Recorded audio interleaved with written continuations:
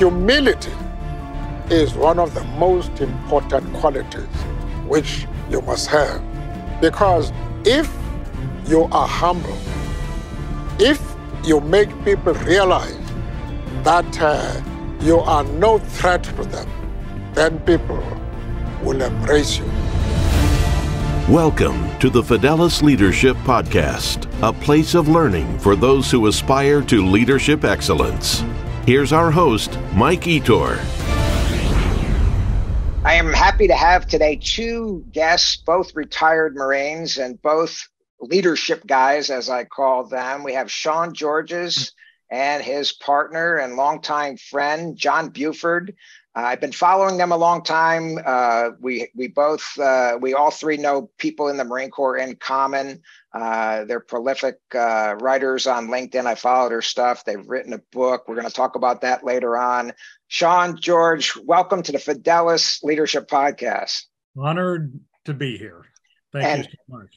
And of course, I couldn't get it more than a minute into it before I made the first mistake. Who the hell is George? You know what I mean? So, Sean and John, welcome to the Fidelis Leadership Podcast. Thanks. Great to finally see you. Yeah, exactly. That's such a classic mistake. I'm probably going to leave that up there for everybody to see. Just not being human. I'm confident that the rest of the podcast will go better from this point forward. You know. Yeah. Well, listen, the intro was short, guys, and I know you've got a very rich and unique background. So, Sean, you first. What more do we need to know about Sean Georges? All right. Well, you'll learn a little bit about the both of us. John and I first met at about the age of 8 in third grade in this small town in central Illinois.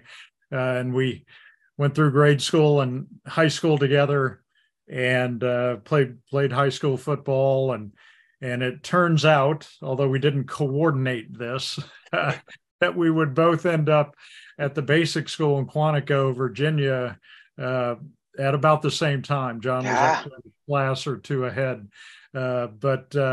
Yeah, you know, small Midwestern town. Youth was spent there. I went off to the Naval Academy, went to Annapolis, and took a commission in the Marine Corps and served in the Marines. I actually didn't retire fully. I spent 13 years in the Marines, left as a major. Most of my time was as a judge advocate. After I left my first duty station, got picked up, went to the University of Illinois Law School, and then later University of Virginia in military law. So just a marvelous set of experiences. Ended up, I retired about a year ago from corporate America after 22 years as general counsel and head of HR for a publicly traded company. So don't say the company if you choose not to, but I think the audience would like to know, like, what has been your business world experience? Like, what kind of industry did you work in? Sure, it was retail. Yeah. Okay. Knew nothing about it.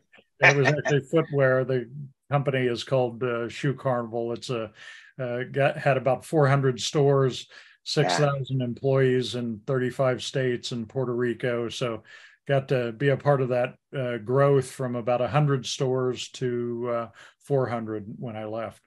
So did you stay there the whole time, post Marine Corps to retirement? Pretty much. I had 3 years of a gap practicing law after I left the Marine Corps, and then went in-house. I missed being on a mission. Yeah. So, did you stay in the Marine Corps Reserves? No, I didn't. You just made a clean break after the law. Did you go? You went funded law then, the special program where they send you to law school? Correct. Yes. Yeah. Got it. And then the Army JAG school for an LL.M, they call Master of Laws in Operational Law of War. Yeah, Stuff awesome. that I don't apply anymore. There you go. Well, John, what do we need to know about you? Well, thanks. It started exactly where Sean did, of course, as he said. I grew up as a rough and tumble kid, sports, hunting, fishing, Boy Scouts, probably joined the Marine Corps just to make Sean Georges think I was a tough guy. But I enlisted in the Marine Corps at 17 years old. Both my grandfathers, one was a Marine captain in the Pacific Theater, and one was in the Third Army in Europe. And so I grew up with that aura about the military. So I enlisted in the Marine Corps, on the yellow footprints the day after high school graduation, went in the reserves. Mm-hmm. And then while I was in the reserves, ended up going to college, and then accidentally fell into the OCS and commissioning program. I wanted a bumper sticker for my truck and went in and found a recruiter, and how recruiters are. Again, he said, have you ever thought about being an officer? And I said, no. And next thing I know, I was, at the yellow footprints in Quantico. So took a commission in the Marine Corps, so I was in the reserves during college, and then took a commission in the Marine Corps, 20 years active duty as an infantry officer, saw the world as you do. I retired from the Marine Corps after 24 years, and then moved out to Western Carolina and became an outdoor educator. And I was always into wilderness activities, so a wilderness guide and outdoor educator. And then started teaching undergraduate, adjunct, and then kind of accidentally, I said, well, you need a Ph.D. And so I never had that aspiration either. And I had VA benefits, so I got my Ph.D. and ended up teaching undergraduate college for 11 years, and continue to lead outdoor wilderness expeditions for Outward Bound. So I'm still young enough to pull that off. So we'll still do that a little bit, besides this enterprise with Sean as well. Yeah. Were you involved at all with the outdoor enterprise that General Jones had? No, but General Jones was my boss for a couple of years when I was teaching at what was then Amphibious Warfare School. And he knew my interest in the outdoors. And so when he transitioned and started his camp up in Pennsylvania, we chatted a little bit. I don't know how much counsel I gave him, but he was bouncing some things off of him. And then I actually sent a couple of my college students up to him for their internships.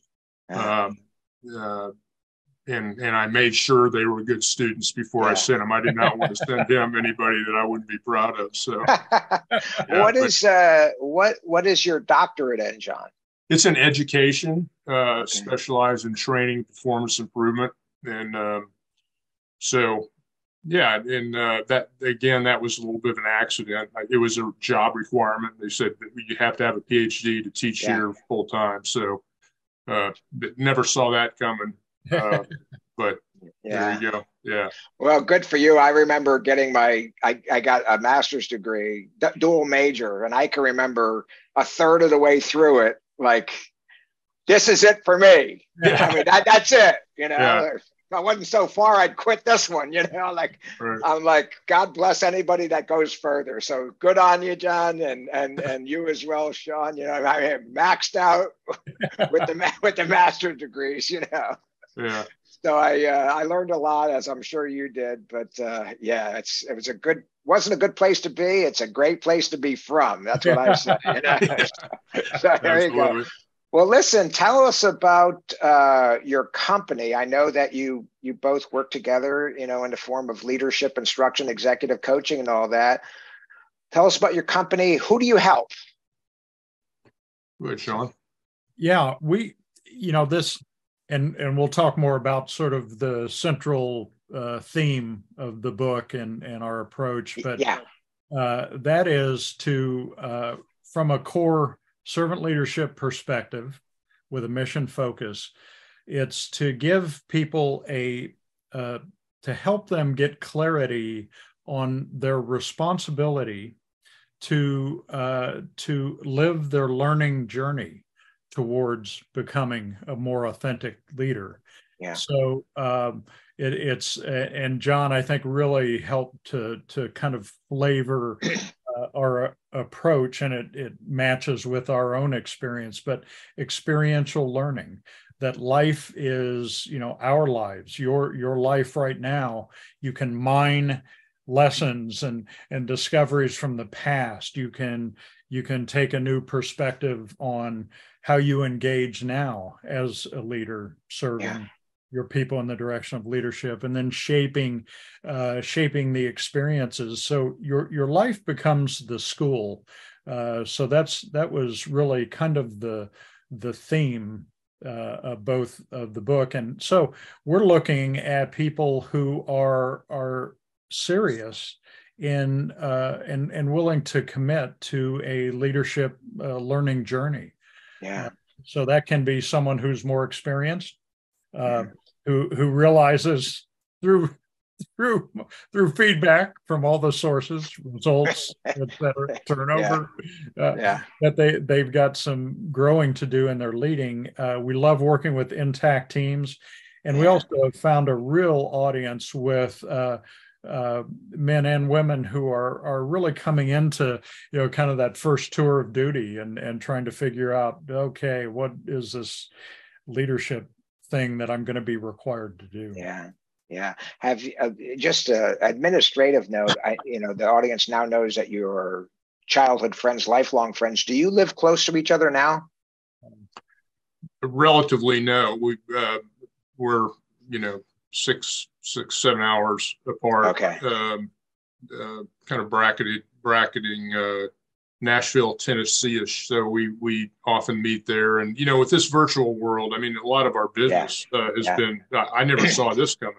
I'm kind of a face-to-face, air-breathing guy, but the virtual has really enabled us to particularly diffuse companies, right? Like they have, regional offices. They have, that layer of their management is, it's been really, really enjoy it. It's been really a good opportunity for us working in this particular format as we're working in here. Yeah, I agree with that. I pre-COVID, I did everything face to face. Occasionally, I would get contacted by somebody, in Atlanta or New York City. I'm like, hey, I'd love to work with you. I'm not coming to Atlanta once a week. And I really didn't think Zoom would be viable. And then I had no choice but to go to Zoom. And then I realized I no longer had to convince people that Zoom was viable because they were using it every day, all day in business. Yeah. And so now I think if I tried to go face to face with most clients, they would say, can't we just do it by Zoom?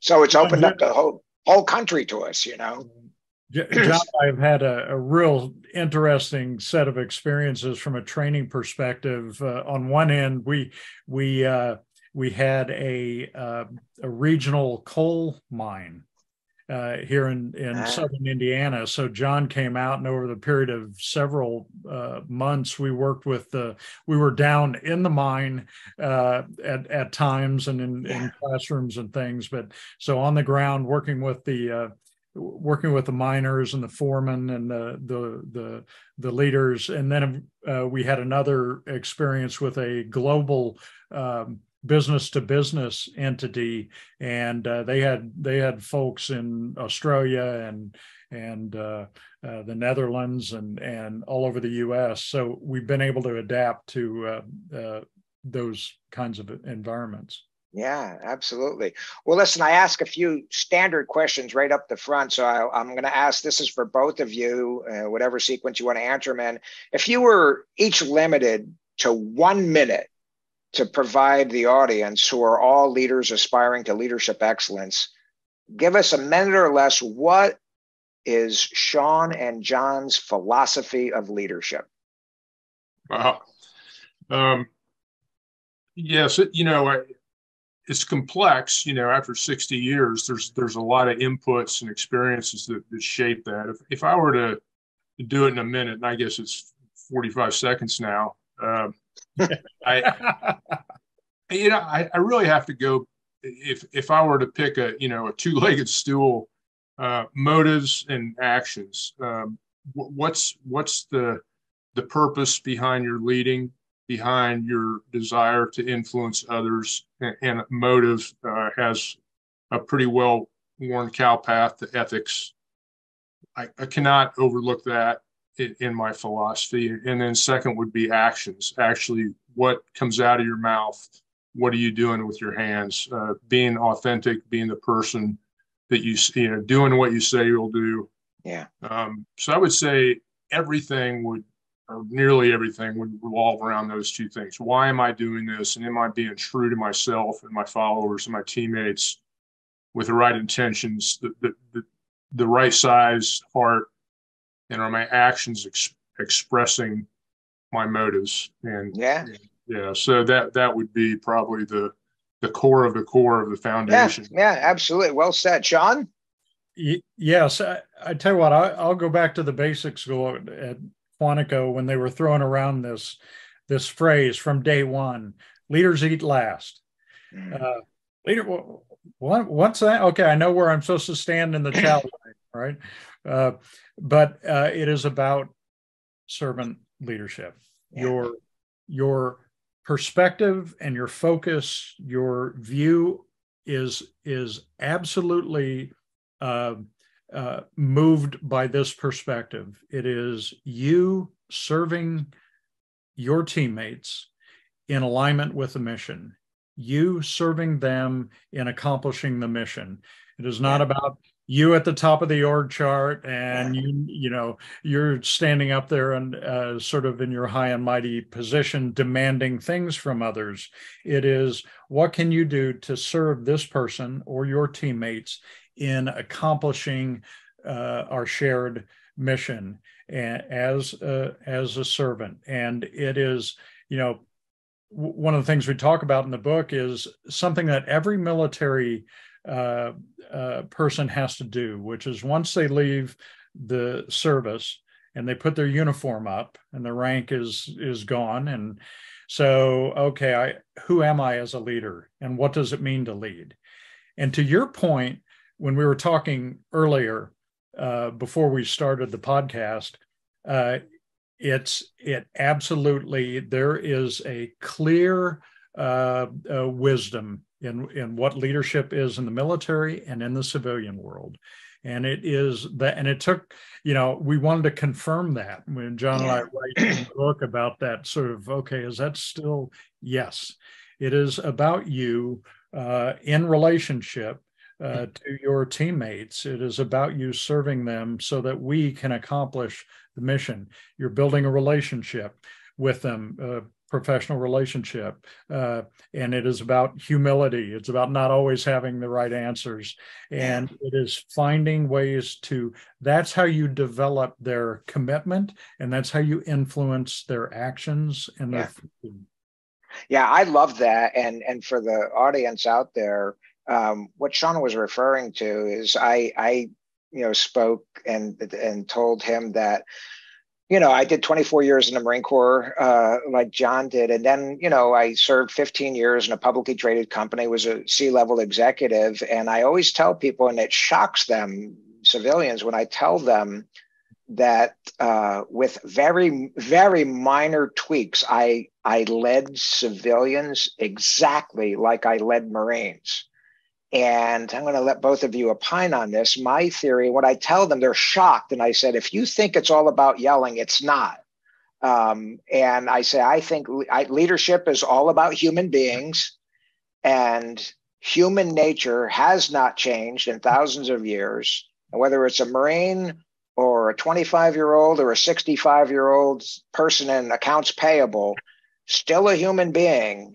And the leader, now you have to be artful about it. There are different personalities, just like Marines, but largely speaking, leadership is leadership. And I am big on saying that leadership fundamentals transcends industry boundaries, service boundaries. If there's two people or more together, there's a need for leadership, and the fundamentals usually will work well. I'll throw that over to you, fellas. Any thoughts? Quick vignette. One of the an impetus to writing this book. Sean and I both rewound and thought about our experiences, kind of what was our motive and purpose behind this book. And I go back to the story. I had just left 20 years in the Marine Corps, and Marine Corps infantry, which has a very defined culture.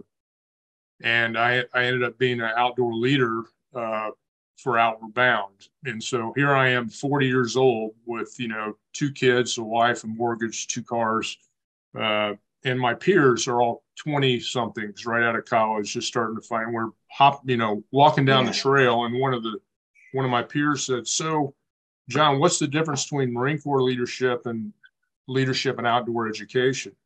And, most of my time in the Marine Corps, when I wasn't deployed, I was teaching at officer schools. I taught leadership, and I thought I was knew my stuff. And I just kind of flippantly said, well, good leadership is good leadership, and left it at that. And then I started thinking, what is the difference? And as Sean and I talked, we started thinking about this notion. I call it triangulation, but there's great books on business leadership, and there's no shortage of retired SEALs or lieutenant colonels that write books about military leadership. But we had the business world, obviously the military, which formed us greatly, higher education, outdoor education, not-for-profit organizations, wilderness leadership. And so we started trying to take all these disparate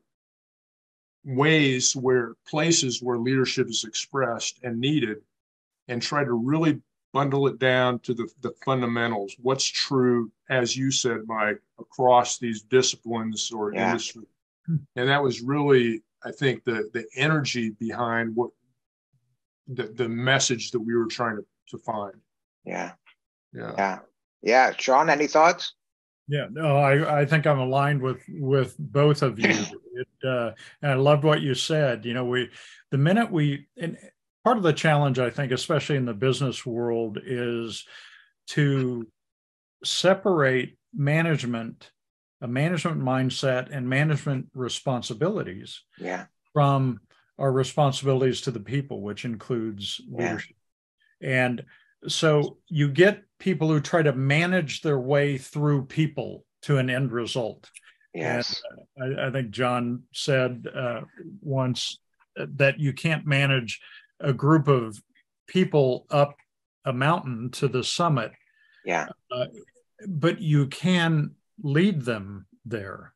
And so it's understanding, it's helping people. And here's another reality that really led to the book and led to John and I putting 10 years together in writing this book, which is, unless you go through the military or maybe some, organizational entity that has a real clear, perspective and commitment to leadership development, we don't prepare people for leadership in America. It's a huge black hole as far as a concerted, committed effort. And so rather than cursing, where are all the leaders? Gosh, nobody's creating leaders. Then we've decided to get to work on it. And the concepts are simple, but it isn't easy because we are human beings, and we're dealing with human beings to accomplish a shared mission. But that's a little bit. I love that. And I agree with everything you're saying. I have found that leadership training and development in the corporate world is a rare exception rather than the rule. And despite that, there are some incredibly good leaders out here. I also say that when I do coach executives, 90% or more of what I help them with that they're having trouble with is that they are intentionally or unintentionally violating one or more of what we know to be the leadership traits and principles. They are smart people, obviously, but they are, they're tact, bearing, leadership by example. It's just the fundamentals. So I am a bit of a smartass. I say, and this anecdote, this example will resonate with you. I think that if we could run corporate America the leadership teams of corporate America through what we know as NCO school, entry-level leadership school, I think our America's GDP would triple at least. Because the fundamentals are so good, it's not rocket science unless you haven't been taught it. And so the Leaders Eat Last that you mentioned, you can go to any one of my clients and they'll say, what did Mike teach you as far as a one-line sum? What is leadership? Leaders eat last. Leaders eat last, and all that saying implies. And it says a whole lot. And I find that, and I'll let you guys opine on it too, when I teach people things like that, leaders eat last, they love it. And I have been in places where now executives start fighting to be the last in line. You know, right. You guys say, all right, fellas, there's 5 serving lines. You can each go in one of them. You know, and all. Yeah, I quickly embarrassed Sean. He's got a one. I'll tell it for him. He gave a keynote one time and said exactly that. A keynote followed by lunch. And nobody was getting in the chow line. He was actually get back up to the microphone and re-explain that it's a concept. It's not dogma, right? Right. We only got an hour, fellas. You got to eat, you know. Exactly. Well, listen, the standard question right up the front for both of you, timeless question: leaders, born or made? Well, you know, the short answer is they're made. And to peel that back a little bit, I would look at you know, your genetics, like what makes a person, your genetics, your environment, and your actions, what you do in life. And genetics, I don't know if we need to debate this much, right? Like nobody's born a professional basketball player, nor are they born a leader. So, and you have no control of your genetics, right? I mean, that's, you know, that's the hand you're dealt. Your environment, a lot of it you don't have control over, but a lot of it you do, particularly later in life, right? You make choices. And then of course your actions, what you pay attention to, what you do, what you choose to do, whether you take leadership positions or followership positions or on a team. So if I look at those 3, I think the balance falls in the side of the court that favors they're made, right? Yeah. Through what you choose to do, the environment you choose to live in, the people you surround yourself with, the choices you make. And so that would be my short answer, but definitely made. Yeah, well said, Sean. Yeah, there's no question. John and I come down really hard on this one very clearly and say, all right, discussion is done. The controversy is over. Leaders are made. And we also add this to it, and largely self-made. Because even if you go to, you know, whatever, some kind of finishing school, you go to Annapolis, you go to whatever that thing, you go through the basic school, et cetera, whether you are listening and applying sort of timeless lessons learned is a whole nother thing. You know, often, when do we learn about people? When do we learn the real things about people? When circumstances are not going as planned, when pressure is great, that's when you see cracks. That's when you see things about someone, or even they say, you know, on a golf course, if you want to get to know somebody, go play around a golf with them and see how they handle mistakes but the whole John's point about, and that's why we land in this getting clear about life as an experiential learning journey is so important. So and all 3 of us have met people who had, you know, looked like they were sent from, you know, Hollywood casting, right? A heroic position, you know, they were 6'3" and you know, with, you know, had all the attributes that you think you would want in a leader, and but they lacked some really important things, and therefore were poor leaders. And so it's definitely made. I'd like to add on, if I may, just, one of the reasons why I think your question is an important question, Mike, is people can use that type of, or they're born leaders or not. It can is a little bit of an excuse or a self-limiting belief, right? I mean, we know there's academic research out there, like leadership traits and principles are well researched, documented. There's not a lot of new stuff in that area, but traits can be learned, right? And we know what charisma is. It's kind of this intent. There's some people, they walk in the room and they open their mouth. You're like, whoa, who is she? Who is he? However, it should not be something that limits you. You don't have to be 6'3". You don't have to be the sharpest tool in the shed. There are other things that Sean alluded to there that'll have a much greater effect ultimately on the influence that you have on others. And so, important question. Yeah, I agree with both of what you said. And I tell people, a bit of a smart ass, I wrote it in my book, if you want to be a professional athlete, choose good parents. If you want to be a good leader, choose good role models, mentors, and coaches. Wow. Mm-hmm. And I think what I'm saying aligns with what you're saying is, I do think, to your point, John, I do think some people, much like musical talents, athletic talent, academics, I do think some people are born with more raw, innate leadership stuff. Charisma, presence. They're the kid in kindergarten that the rest of the kindergartners will follow. That said, we all know, to Sean's point, people with great natural aptitude that didn't develop it.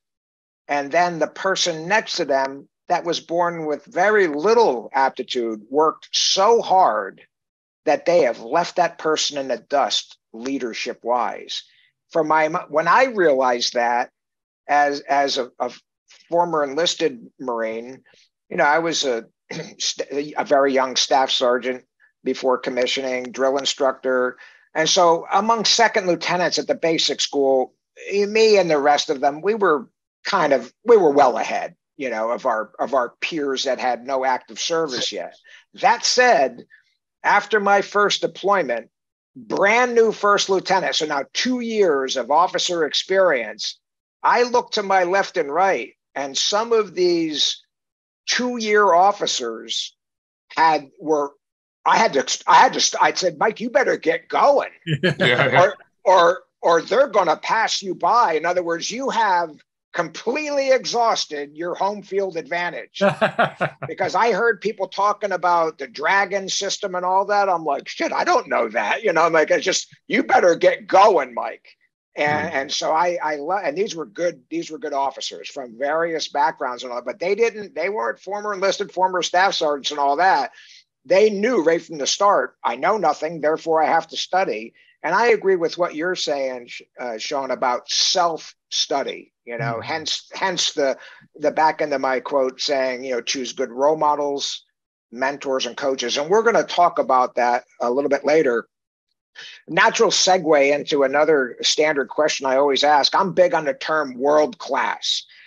I always wanted to be a professional athlete. That wasn't in the cards for me. And I realized very early on that I could be a professional leader, much at the level of somebody in the NBA and all that, if I studied hard. And so I believe not only is leadership a learned skill, that anyone with the willingness to put in the reps in the leadership laboratory that we work in every day, I think they can not only become an effective leader, I think they can actually become a world-class leader. Not necessarily in a world-class organization. I think you can be an incredibly good leader leading the mailroom, the loading dock, the phys ed department at a high school or whatever the case may be. So I'll throw this over to both of you. What's your thoughts on that? Well, we go back to what I call the three-legged stool in leadership development: education, training, and experience.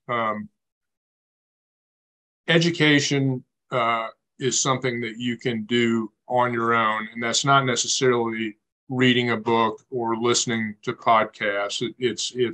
It's noticing, it's watching, it's learning from your environment. So you can choose to educate yourself to the degree you want. There are no lack of books about leadership, about literature about leadership out there. Training can be a little more difficult, right? As you talked about in the corporate world, we know that training is held in high regard in the military.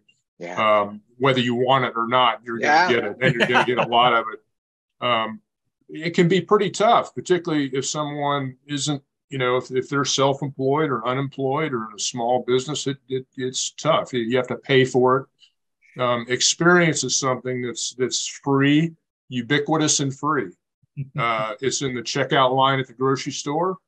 It's at the retail shop. It's with your family. It's with your church committee. It's everywhere. And so we think there's ample. You can't just say, well, nobody's offering, as Sean says. It might not be your fault, but it's your responsibility. You can't just say, well, nobody's training me, so therefore I have no responsibility, or I can't become a better leader. There's plenty of opportunity to educate yourself, to take note of your environment, and to gain experience, often which is following, not leading. We all know some of the most valuable leadership lessons we've learned is from following others. Poor leadership is a great teacher as well. We've all experienced that. So we think there's ample opportunities out there for people to intentionally follow that journey.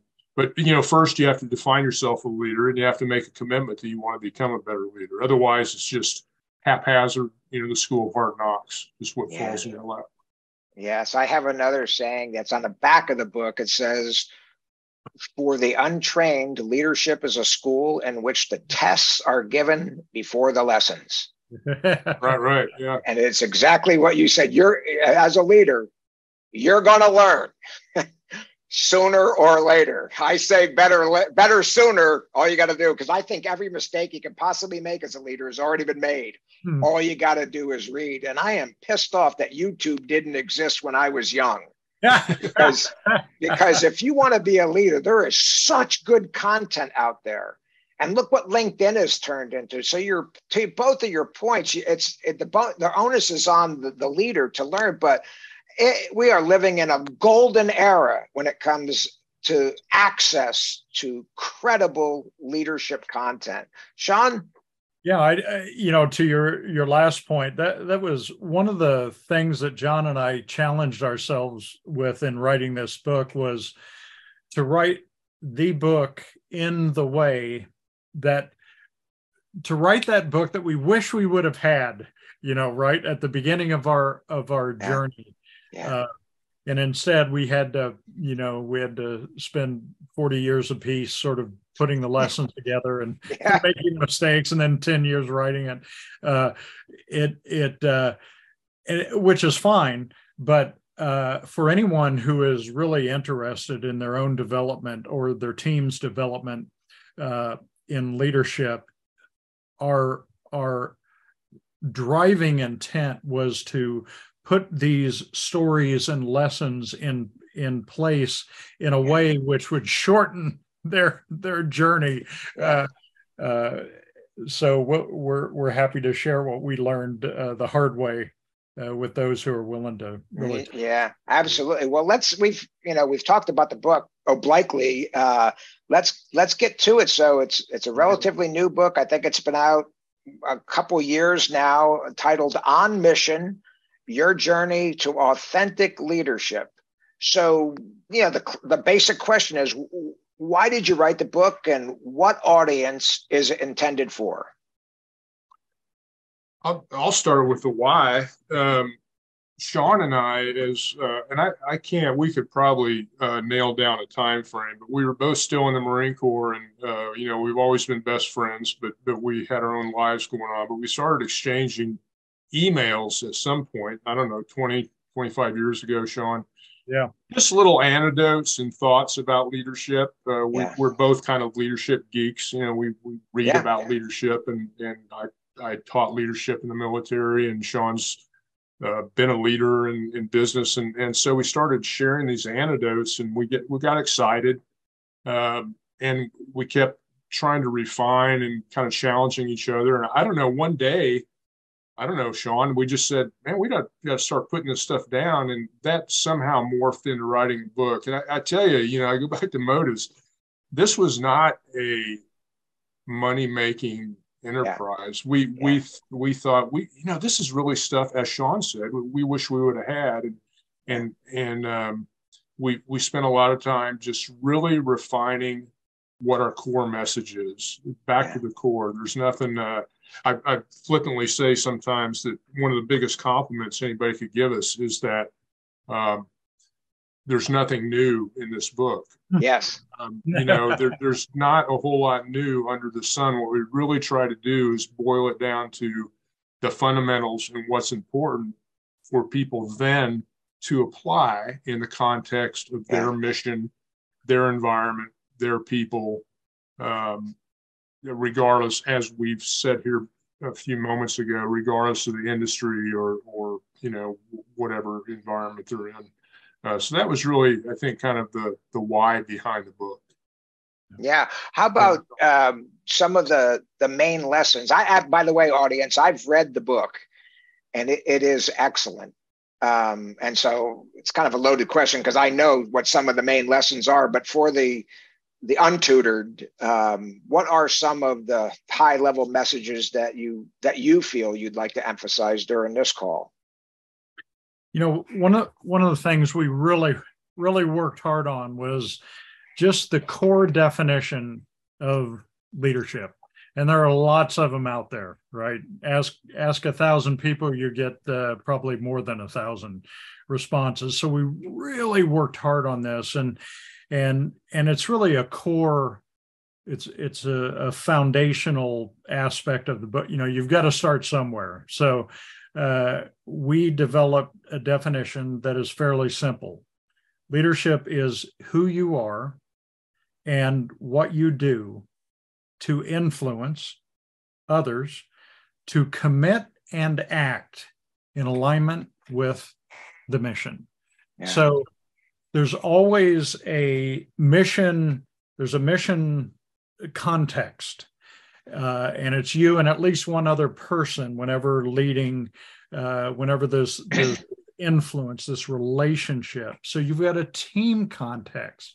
So you've got mission alignment, team context, and then who you are and what you do. And this gets to John's point. He's really great about this. About you can be walking around thinking the greatest thoughts about leadership, the wisest perspectives, but at some point, your actions, your behavior, what you're paying attention to, what you do and don't do, what you say and don't say, have to then, that's what manifests the foundational servant leader concept is what you say and do. And so it comes through in who you are, your character, your values, and then in how you engage with the world and the people around you, always in an alignment with that, whatever that shared mission is. It's a family, having a healthy family, having or if it's a business, getting the ROI or selling the product or service or nonprofit, et cetera. Yeah. The mission can change, but your responsibility and opportunity as a leader is right there, and it's nested in that sort of perspective.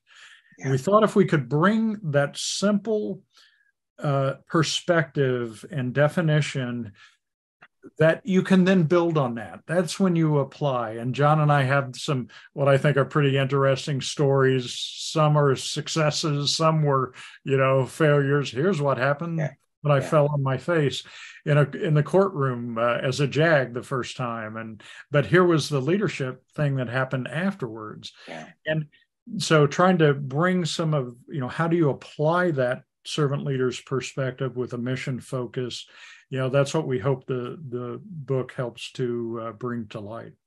Yeah, I love that. And I want to go back to what John said about I'm a leadership geek too. Yeah. And I have an extensive collection of leadership books. I buy them on eBay, and I'm talking 150 years old, 80 years old, 90 years old, and I quote them extensively. So I read them. And the analogy that I use, and I'll let you guys opine on this, is certainly the world has changed. Certainly business, industry, technology has changed. But when I look at a leadership book written 75 years ago or 125 years ago, it is the anatomy and physiology has not changed in a human body in a long time. Medicine's changed, but the doctor of 300 years ago memorized the same bones, muscles, respiratory system. And everywhere I go, modern book, ancient book, the fundamental leadership principles are the same. They're just the same. The skeleton remains the same.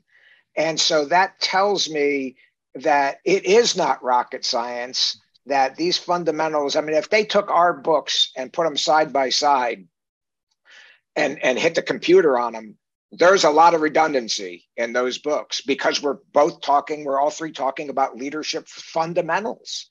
Yeah. And then I want to get your thoughts on that. And then I want to make fun of myself. So, the unconscious competence, all that stuff.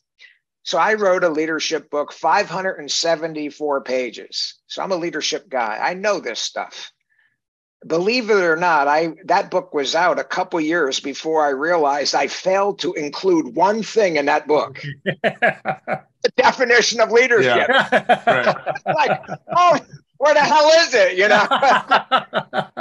And that I teach that to my classes. That's interesting. Yeah. I teach that because that is so fundamental that it didn't even dawn on me to put it. And the analogy that I use, or the example that I use, I grew up as an outdoorsman too. So I was hunting and shooting. And I remember going to boot camp 1974, and we got a class on the rifle. I'm like, yeah, this is my stuff, And I'll never forget, I couldn't believe it, that the instructor stood up and he had a huge cutaway of a cartridge, a bullet, a round. And it was cut, and he was taking it. This is the projectile. And he took that. This is the casing, and this is the primer, and this is the propellant. Now I'm 17 years old, and I'm thinking, who doesn't know this? But I kind of stole a glance to my left and right, and there were recruits. They were writing, and I realized, and that lesson stuck with me forever. Like, who doesn't know what a bullet is? I knew that when I was like 6 years old because I grew up hunting and all that. And that stuck with me for life. And so, but obviously it didn't stick that well because I forgot to put a definition of leadership in my book, That's a great story. What's funny is it may be a little bit of a chicken and egg argument, but to follow up on Sean about the definition of leadership, and I'm not sure whether we constructed and there's lots of good definitions. We are not dogmatic about, like, ours is the definition. Like, how stupid would that be, right? Yeah. And I think a lot of times the definition there can be subtle changes depending on the type of mission, right? Like, whether you're a football coach or a priest or a CEO of international organization, like, it could, but the fundamental perspective, I think, is really, again, I don't know if it was that we came up with the definition first or the fundamental perspective, but we have what we think is a very useful Venn diagram, which is probably the centerpiece of the centerpiece of the center of the book, which is a three-piece diagram that expresses at the top mission, always a mission focus. In the middle, below mission, are the people, not less important, but the people that actually accomplish the mission, which is your teammates, your team. And at the bottom, you, in a support role, looking up at your people, supporting them in alignment with the mission. And the companion with the diagram is this quip that I think Sean coined initially, and it became kind of our absolute watchword to our teachings and our company, is the core question for a servant leader. What is my best and highest role? in support of my teammates in alignment with the mission. So regardless of how you define leadership or what the context is, if you ask yourself that question, there's no special forces quip, I think. Mission first, people always.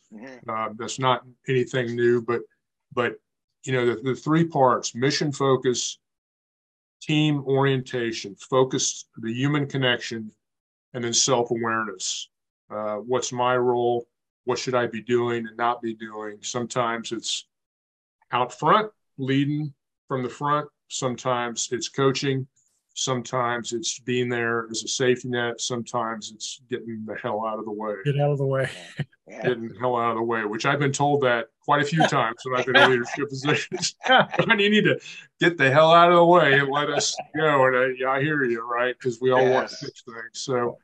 So companions to that definition, I use the visualization, which if you can imagine, we talk a lot about turning the organizational chart upside down. Rather than the CEO being at the top, he or she is not at the bottom of importance, but in the bottom of the sense of supporting others to accomplish the mission, kind of inverted pyramid. Now there's a great story about I think it was a preacher who gave this long soliloquy or this long sermon. It took like 2 hours, and he said, "Well, I want to apologize to you for taking so long. It would have been shorter if I would have had more time to prepare." And one of the things John and I really challenged ourselves with was, and we use the term authenticity in both with respect to leading and in the way we wrote the book. We wanted to cut nonsense. There are 0 footnotes in our book, which may be a reflection of, I don't know what that reflects, but we decided not to do that. We decided to write as if John and I were having a discussion with, they're in the moment with the reader. So we wanted to just really bring things down to sort of their core.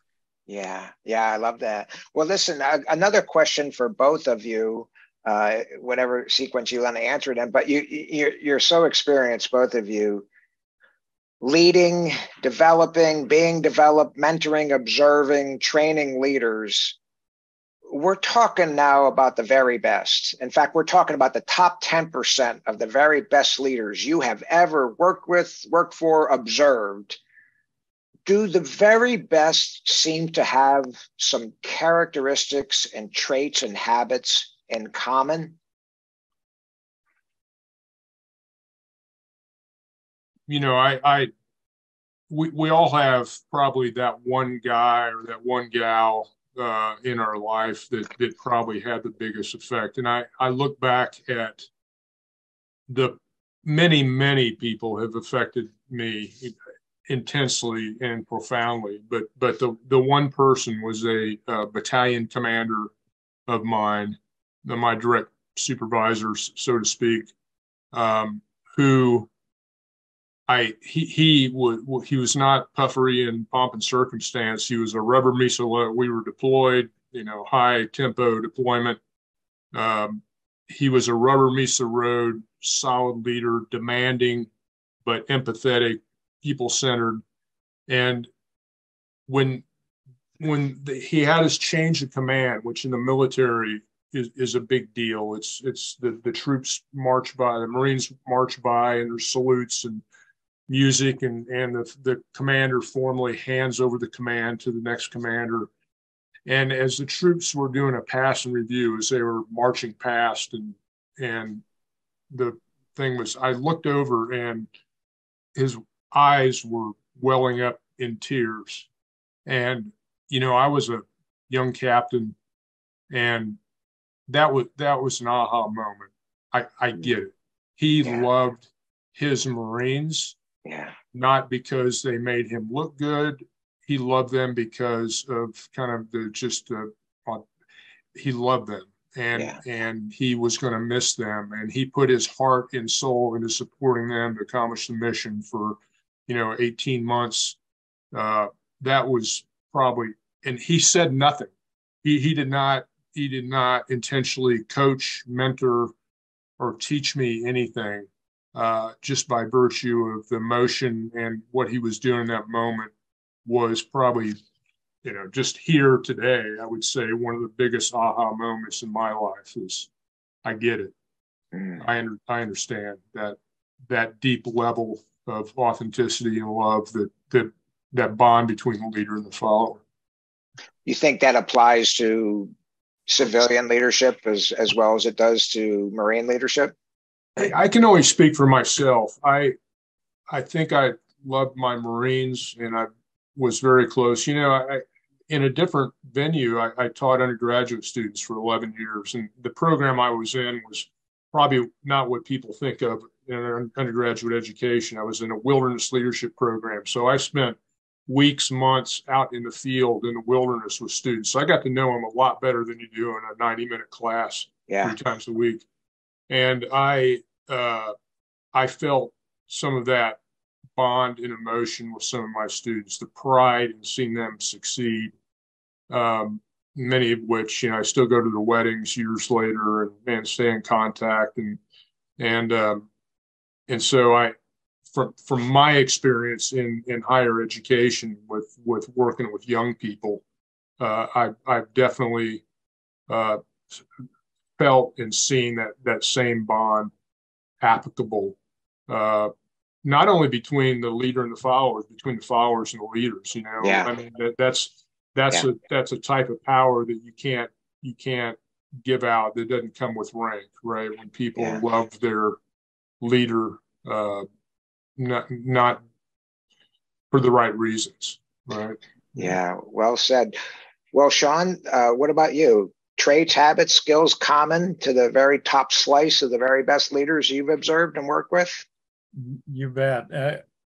And to build on that little conversation about love, one of the things we say unapologetically in the book is, I think it's set off in type, but you cannot lead without love. Mm-hmm. You can manage all day long. You can manage the heck out of processes and equipment and supplies, but when it comes to people, and again, it's the agape love, it's the care, but until and unless you're able to reach inside and engage at that level, you'll never, you can't get there, and you can't fake it. And people have BS meters, so they can read antenna, right? They know if you're manipulating and but it leads you to a place of service in your leading. It moves you in that direction that is authentic, and you don't have to fake. And it brings so much more to the table. Empathy, it brings humility. And these are the things. So to answer your question, what did I see in these remarkable leaders that I would run into fire for? It was a sense of humility, a sense of certainly competence. And they weren't just, I don't know what I'm doing. So there was a sense of, but this humble, confident, if that sounds right, competence, I guess I would say. Yeah. And their belief in my potential, that I was valued, that even if I was learning and making mistakes, they saw often more in me than I even gave myself credit for. And that helped bring out the best in me. They didn't think they had all the answers. I knew that it wasn't all about them, that it was partly about me, largely about the team, but we knew that they would win if we all won. They took an interest in. So it really isn't a lot of, you got to be the smartest, fastest, you got to be able to do the most push-ups. Right. You got to be flawless and, have the right hairstyle, or thank God that's not a requirement. And, it was about making those and I felt that at some level, I was in relationship with them, that there was, that when I left or when they left, there would be a part of, that I would, sort of miss them being in my life and being around, and maybe they would notice, at least, even if I was way down on the org chart, and say, wait, what happened to that Sean guy? So yeah, it's really human basic things that they consistently brought to the table. Yeah, I love both of what both of you said. And audience, I'd like to point out that neither Sean nor John said anything flashy. It's just the fundamentals. And I agree with both of you. I tell people that to be a good leader, you have to at least like people. Yeah. You have to at least like them. Good point. Because you're going to be dealing with people. To be a great leader or an exceptional leader, you have to love people. Mm. You have to love helping people with all of their bumps and warts and problems and all of that. And it's absolutely worth it. And I think it was you, Sean, that said people can spot the phony. You were a recruit. You were a recruit as well at OCS. And even though on our first day in the Marine Corps, if there was a brand new drill instructor in our midst, we knew it. We had less than a week in the Marine Corps as a recruit. I was a recruit less than a week. And we all knew quickly that one of our 4 drill instructors was new at being a drill instructor. Mm.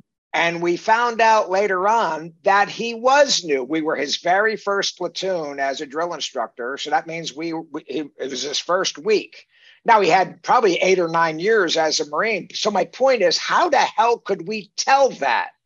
It was just through intangible. He was competent, he was good, but we just knew. We could just sense it. Mm-hmm. And where I'm going with this is, and you all know this, that human nature is such, when a leader really has a person's interests at heart, people can pick up on that pretty quickly.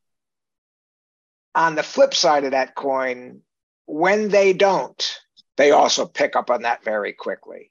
And, you all know who you would rather bust your ass for and run through a brick wall for. It's not the guy that could care less about you. Because we've all worked for those people. And that's a good segue to, look, we can't deny this to the audience. We're talking mostly about great leaders, positive role models and all that. But we also know there's that bottom of the bell curve, with poor leaders or ineffective leaders. And I'm being kind. Let's face it, there's some terrible leaders out there. So let's just say ineffective leaders, good people, just ineffective leaders. Are there any traits, habits, and skills that, from your observation, most of the less effective or ineffective leaders, they all tend to do A, B, C, and D? Fellas? I think there's so much that can be forgiven. Some people, when they speak, can feel like nails on a chalkboard to you. I can forgive that. Some people maybe not be as smart as I am, not very many, but I can forgive that. Some people may not be as skilled at the enterprise. I can forgive that. But I would go back to, and you talk about this in your writing often, Mike, in your posts and your books, is trust. Oh, yeah. There is nothing, in my judgment, and I'm sure that you agree, there's nothing that will damn a leader-follower relationship than a breach of trust. And that comes in several forms.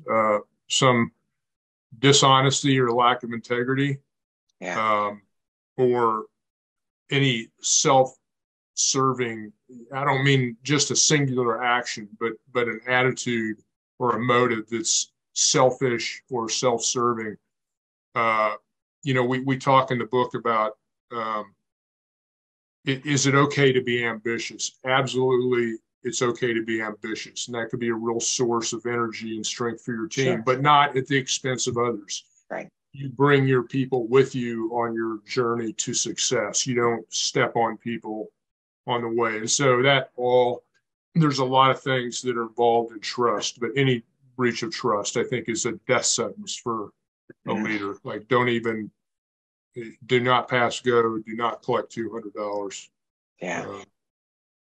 Yeah. Well said, John. Yeah, I can add nothing of value to that. That's absolutely right on. Yeah. Yeah, I agree with that. And I want to let you know, you've seen my stuff on LinkedIn. I love graphics. In another life, I'm going to come back as a graphic artist. Yeah. So I actually have a guy that does most of my graphics, but I do a little bit of it, and I fancy myself. I'm getting pretty good at it. So unfortunately, the other day, I dropped a pretty expensive crystal glass, rocks glass. So it dropped, boom, broke. And so my first thought was, damn, that's gone. And then I kept it, and I'm going to make a meme out of it using trust. I'm going to have a glass next to it, its counterpart still intact. And then I'm going to glue that glass together.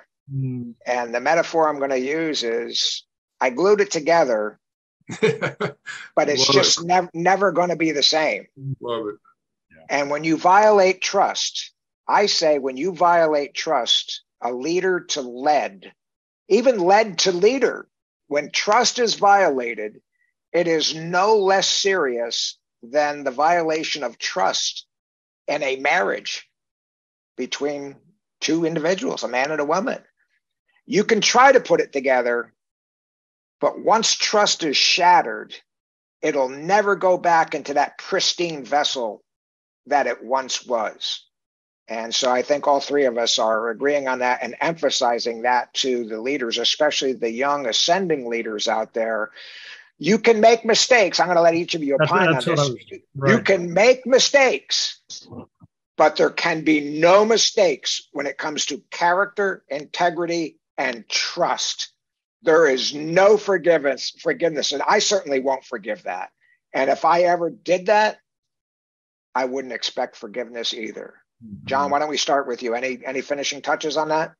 Yeah, I think that's an important point you make, Mike, is that there are many things that can be forgiven, and saying we can't be zero defect. We're going to make. I mean, my gosh, we could all three of us could give hours of vignette in the military now. I think some of the bonehead things I did, where I just felt terrible, just terrible to my Marines, that I made this bonehead mistake, that what I did didn't serve them, that it may appear a certain way, but they forgave me. Roger that, sir. We're good to go. Staff sergeant, hey, lieutenant, don't do that one again. I mean, one of my most important mentors was as a new company commander. He was my first sergeant, my kind of second in charge, senior enlisted man. He taught me more in 8 months than I learned in 20 years. And he, on one occasion, I remember, I won't even too long a story to go into what I did, but I kind of embarrassed my own unit. And he came in my office and walked up to my desk and said, "Sir, never do that again." And end the conversation. I listened and I learned, and as military people, we knew I outranked him. He said it with respect, but he said it out of love for me and wanting to develop me as a leader, and pointed out my shortcoming. He didn't have to say a lie. He said, "Never do that again," and let me do the reflection piece to figure out why. He didn't say, "Don't do it because of this, that, and the other." He knew I was smart enough to see my own mistake, but they'll forgive just about anything. I've had some people that were not very smart and not very skilled, but they could lead people, and people knew they cared for them. And I think of Michael in the Office sitcom. What a buffoon! But he's a great leader. He loved his people. I mean, he did everything wrong, but they followed him to the end of the earth. Yeah, not saying that's the model we should. Yeah, right? But there's some really kind of subtle leadership lessons in that silly little sitcom. Yeah, I agree with that. Sean, any closing thoughts on this topic? Yeah, I was just going to mention that this is maybe a little bit off topic, but very quickly, Sure. I just wanted to say one of the things that John and I point out in the book, and that we believe it, talk about when we're talking about leading, is often there's such a focus on the leader as leader, maybe sometime about the title, but in the real world, even in almost simultaneous moments, I may be leading with respect to one either project or initiative or aspect of what's happening at that moment. At the same time, I could be a teammate with another person or a group of people and sort of carrying my weight and then following, the lead or influence of another person. So one of the things I just wanted to point out as people are thinking about leadership and who they are, the best teams are filled with teammates who are capable of stepping up and leading when it's needed. And so realizing that you've almost got this live organism, that is a team in a real world situation, and you've got acts of leadership and following happening all the way around. So I think one of the challenges for people is not to, okay, I'm going to hone in on who I am as a leader. And sometimes it's about being a good teammate who also knows how to lead. Or a good follower who can step up and lead in that moment or when that's necessary. I just kind of wanted to. I think that's a great point. And it brings up, I'll share a little bit of personal stuff here. That's the whole genesis. My whole claim to fame as a business leader is I came out of the Marine Corps and I joined a publicly traded company. I didn't even know what a publicly traded company was. I didn't know the difference between public and private. But they brought me in to start a leadership development program, and I was confident I could do that. And then the dot-com crash hit, and that was bad news. We almost went out of business. We almost got delisted from the NASDAQ. The stock went from $30 to $1.55. People were jumping ship. And so they started throwing more responsibility out of me. So I left the Marine Corps in 98. And as you know, computers were still kind of new back then. It was the only time I ever had a computer. I sent emails in all caps because the shift key was too much for me. It was, and I wasn't really sure how to save a file when I left the Marine Corps. Fast forward 2 years, they come to me and say, Mike, we just fired the CIO, the second CIO in a row, and we want you to take over the IT department. And I jumped at it because I know they don't need technical leadership. If they do, I'm the wrong guy. They need leadership. And those people trusted me. And that's all I said the first day. They said, here's your new CIO. They looked at me. There was about 200 people that, no, they knew me. Good guy. But I said, look, I'm as surprised to be here as you are to see me. I can't add value technically, but I think I can add value leadership-wise and organization-wise. And all I ask is you'll just give me a chance. And they did. So the story gets better. Fast forward another 3 years. Now I am a chief, a C-level guy, a named officer in charge of most of the back office of $1 billion company, human resources, real estate, procurement, IT, a lot of finance, marketing. If it wasn't a sales function, it generally rolled up to me. And I knew nothing about any of those functions. I had no formal leadership training. I had no formal technical training, subject matter training. I knew nothing about any of the things I was in charge of. Yet, by most people's definition, I was successful. And the only reason why I was successful was that I was an adequate leader and I was able to get those people to believe in me, that if they would help me, I would try to help them and remove obstacles from them. And so I realized pretty quickly that my lack of technical skills with the IT group was not only not a liability, it was a strength, because I was asking them dumb questions and frankly getting even dumber answers in response. Okay, so software guys, you talk to the hardware guys before you buy stuff. Yeah, it's a good point, Mike. We probably should do that. So, simply put, we had people buying Ford software and the hardware was Chevy. And so, trust me, they didn't need technical. They just needed good common sense, so we got a 5.56 and you're buying 7.62 ammunition. That's what was going on in most of those departments. And so it all comes back. This isn't about me. It goes back to validate what you're saying is leadership is leadership, and leadership ability and competence in many cases transcends technical competence and academic credentials. I'm going to let you both talk about this. We've all been around to know that in the bell curve of pedigrees in the Marine Corps, service academies, former enlisted officers, graduate, whatever, in the business world, Ivy League school, whatever, there are people from all sorts of pedigrees at the very great golden plated end. These guys are just incredible. And then amazingly, there are people with the same pedigrees that it's like, you've got to be kidding me. They are like really bad. And so it's all about leadership competence and effectiveness. And I don't put too much stock in pedigrees. It's like, show me. And I'm going to leave it at this. For those that are being led, they just want to know the leader cares about them and can leverage what they know. And they'll almost never let you fail. They've got the answers to any unit's problems are within that unit. So I'll shut up and let you fellas talk. What do you think about that? Yeah, when I left the Marine Corps, I was had a great career and had a great reputation and had a fair amount of rank, and got out of the civilian world and applied to teach faculty at a university.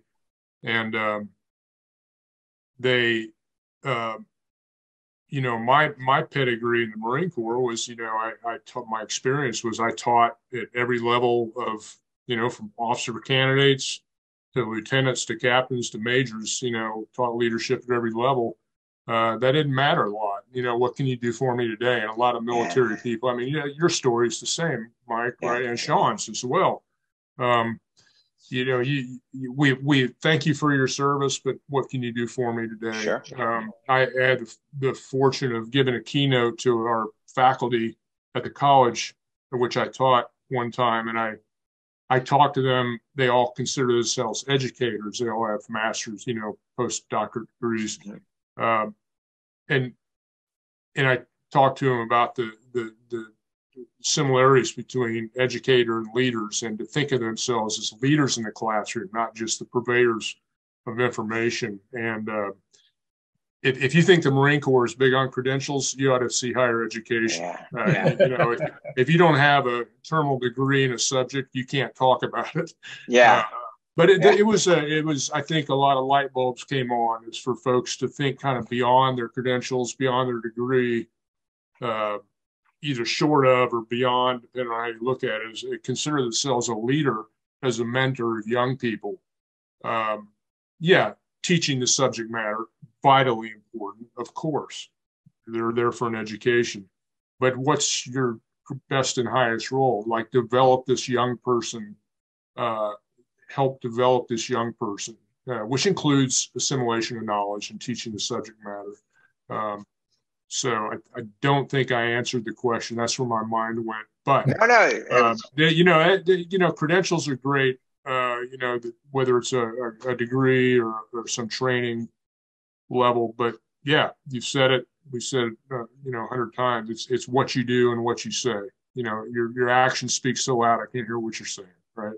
Yeah. Before I let Sean speak, I guess what I'm trying to say to the leaders out there listening to this is if you're a finance guy or marketing gal or whatever, and there's an opportunity to lead in a department that you have no experience in, jump on it.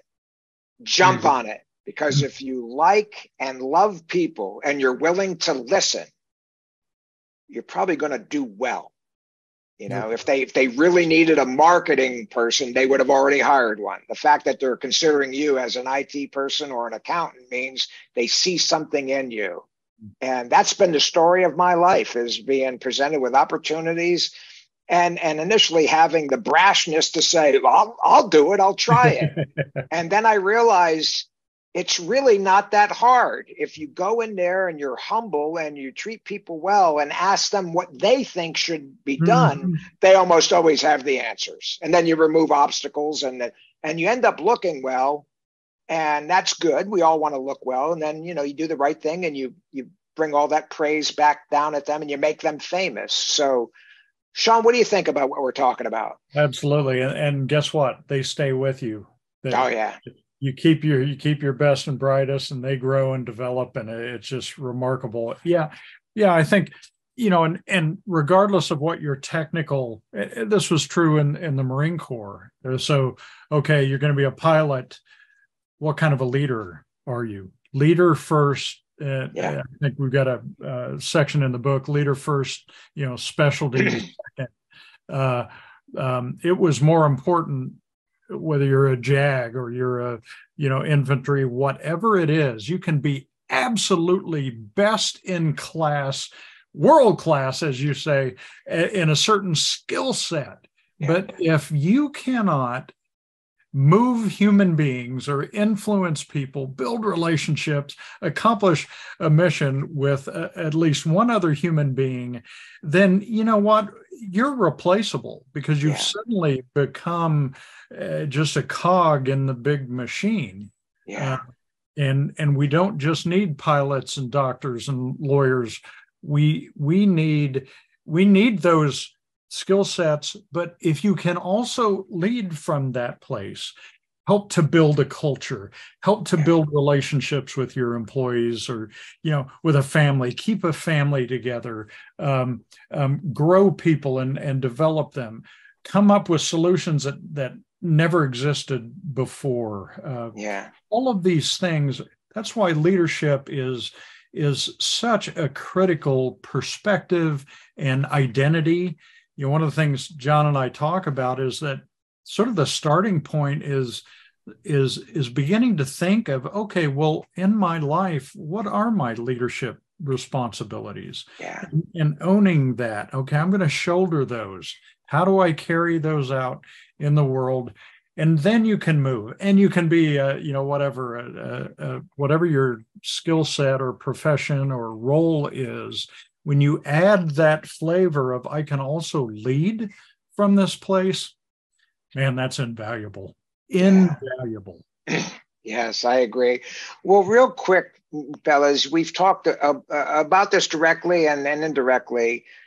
You know, in the Marine Corps, which we all have that common background, we had no choice. We had role models, mentors, and coaches. We had formal leadership training and informal every day. We got to look out to our left and right, and we saw young leaders, not so young leaders, older leaders, good, bad. We were immersed in it.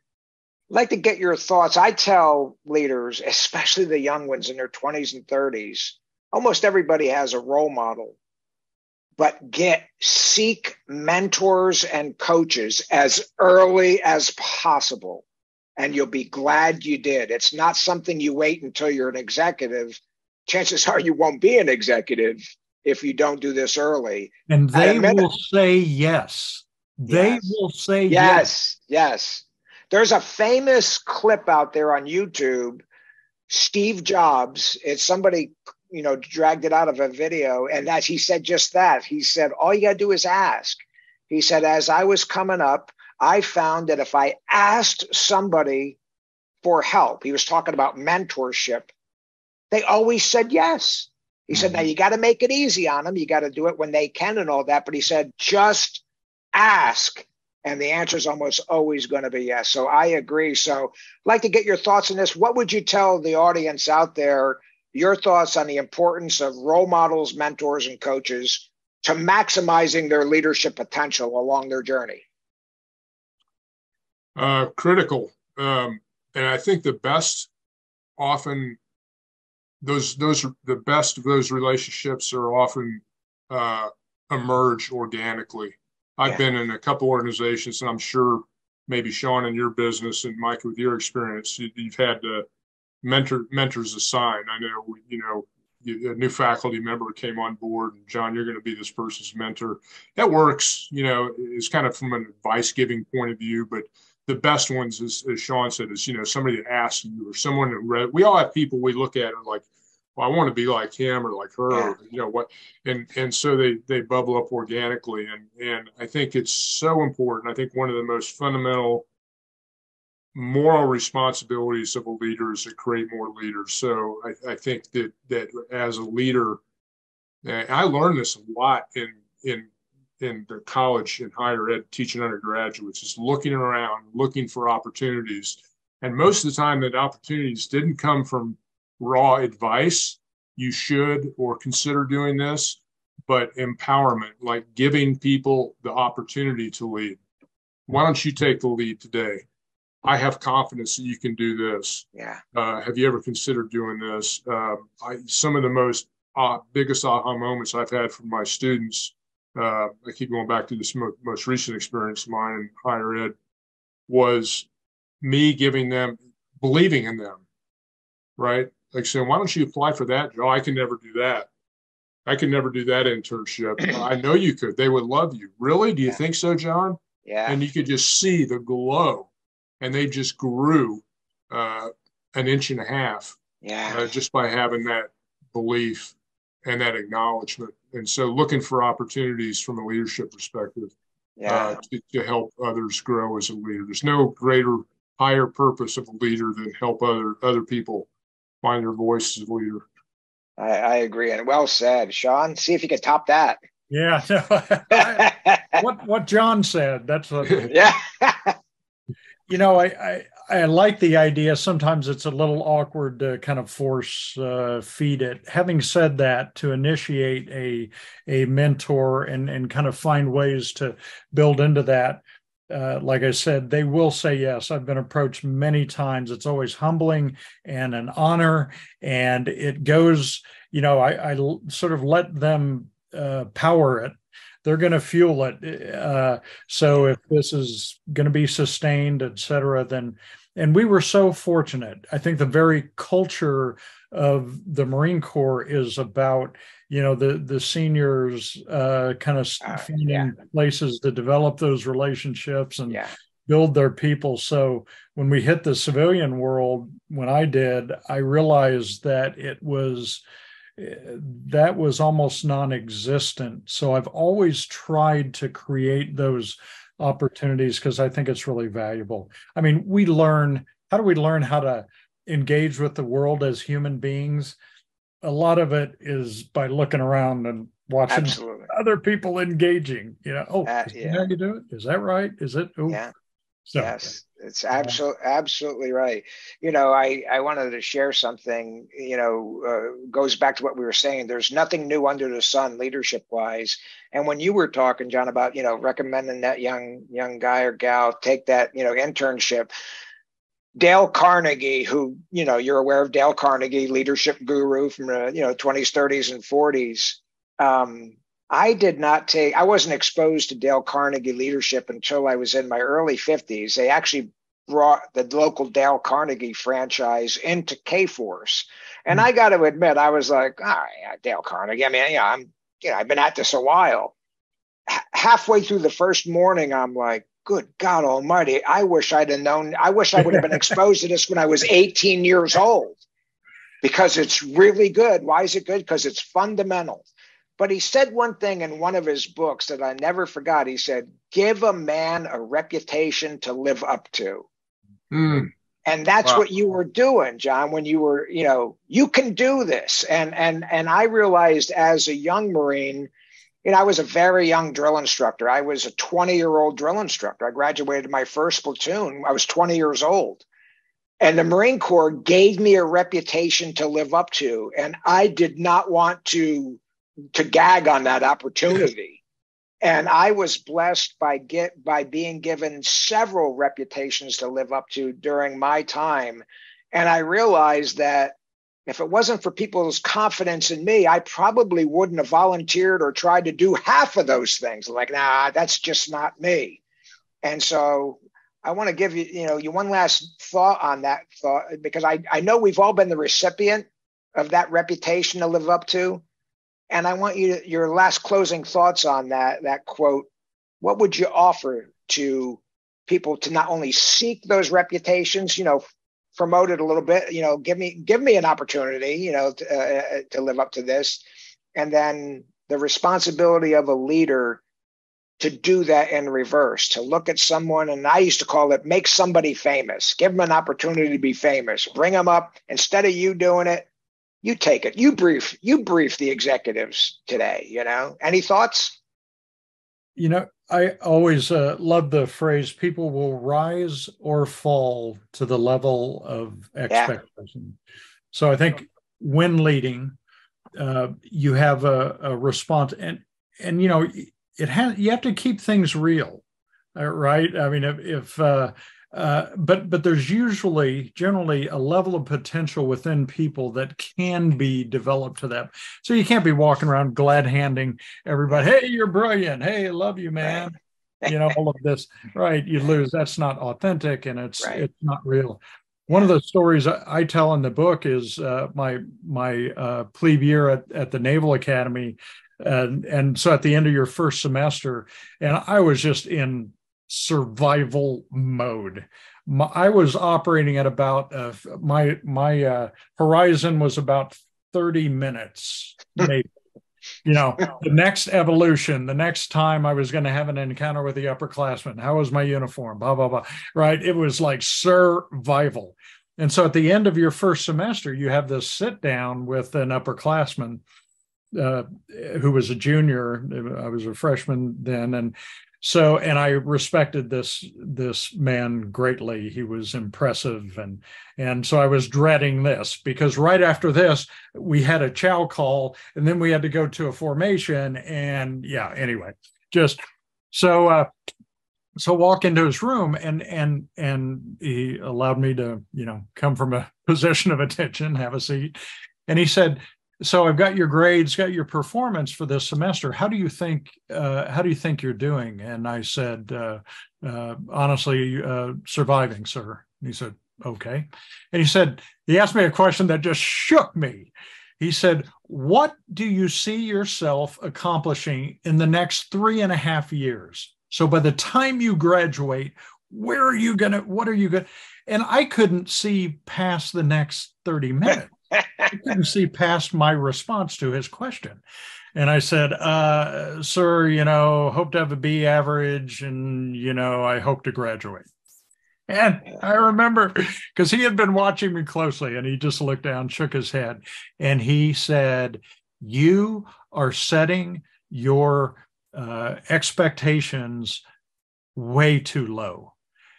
And then he said this, he said, here's what I see you accomplishing. Boom, grade point average. Boom, sports. Boom, student government, whatever. Boom, boom, boom, right? Laid out very specific things that were not just, whatever.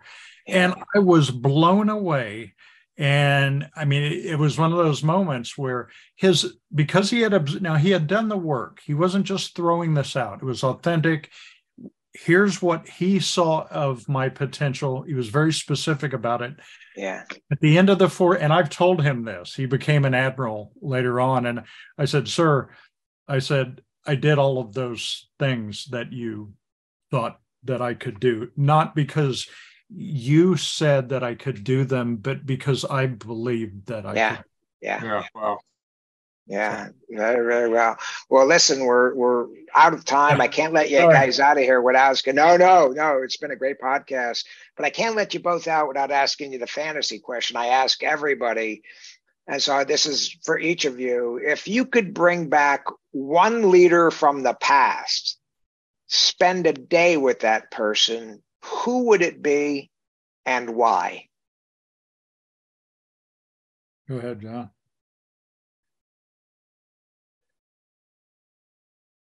I think John froze up on us. Did John freeze? Yeah. I'll go ahead and step in. Okay. Someone, hopefully we can get him back. Yeah. Is that all right? You want to carry on? Yeah. Let's go. Let's keep going. Yeah. He's going to come back in. He'll be back in. I served alongside Brigadier General. His name was Richard Walls. at Camp Pendleton. He became the deputy SJA to the commandant.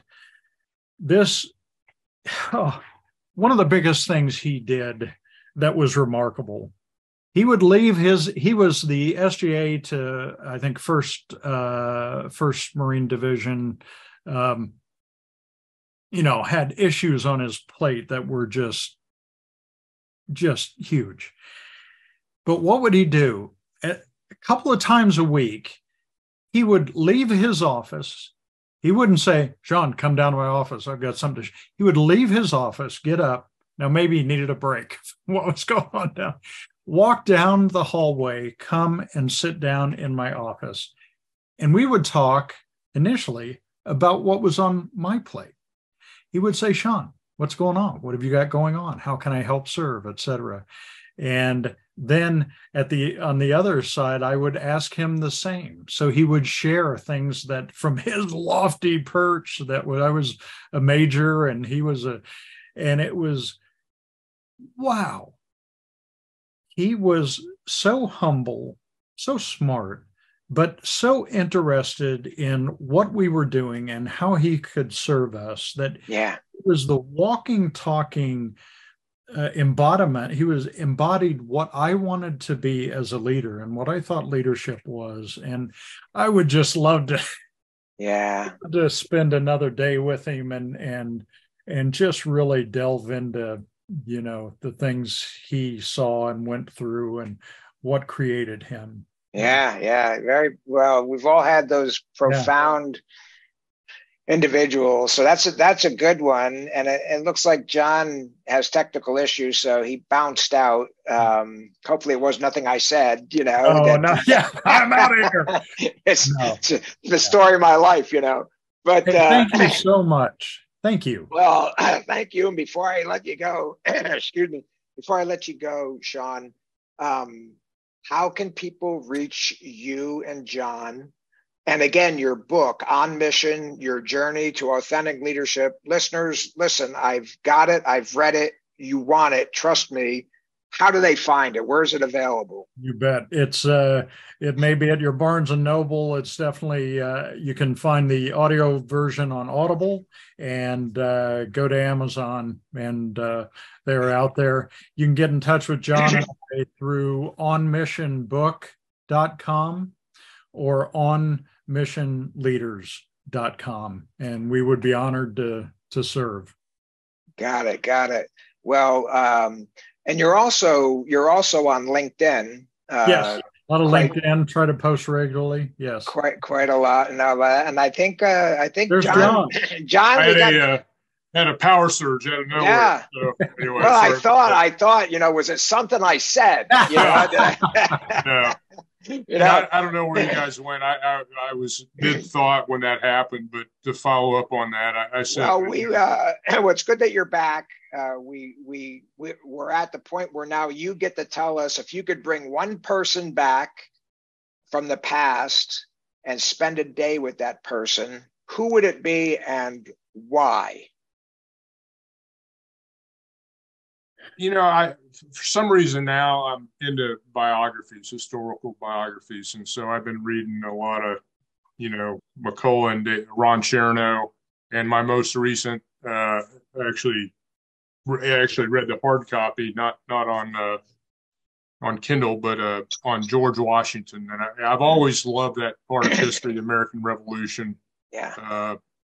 And I think, maybe George Washington is just too predictable of an answer, but, there's just something about his humility, the balance of humility and ambition, his leadership and his self-awareness. He was not the brightest guy. He had many, many faults, and he was constantly mining those things about himself. Very ambitious man, but very humble, and his service ethic was just amazing. Did not seek higher office ever. It just kept falling in his lap. I don't need to tell you guys the story, but anyway, that's the short answer. I think that's the long answer. That comes to my mind. The short it's a I'd great love one. to be in the room and watch him interact Yeah. with the events of his day. Yeah, very, very good. I'm not sure anyone's ever said George Washington, but boy, what a noble and highly influential force he was on our great nation. I mean, there's not many people in this world that would turn down the opportunity to be a king. Right, exactly. And of course, the rest is history and all that. So, well, listen, we've already talked while you were gone, John. Sean has already told people how they can connect with you too. Website, LinkedIn, where they can buy the book. It's been a great podcast, fellas. I really appreciate it. It's well worth the time we spent. The audience is going to love it. And I selfishly ask that you consider coming back and doing it again sometime. Nice. Love to. And thank you, Mike. And thanks for all your love following you on LinkedIn and what you do and your writings. And always enjoy it. Appreciate it. Yeah. Same here. Have a great day, fellas. Appreciate you. Thank you. Bye-bye. We hope you've enjoyed this podcast. Please subscribe, rate, review, and recommend to your friends. Please visit our website at fidelisleadership.com and sign up for our leadership newsletter. Until next time, remember the words of the ancient Greek philosopher Pericles. What you leave behind is not what is engraved in stone monuments, but is woven in the lives of others.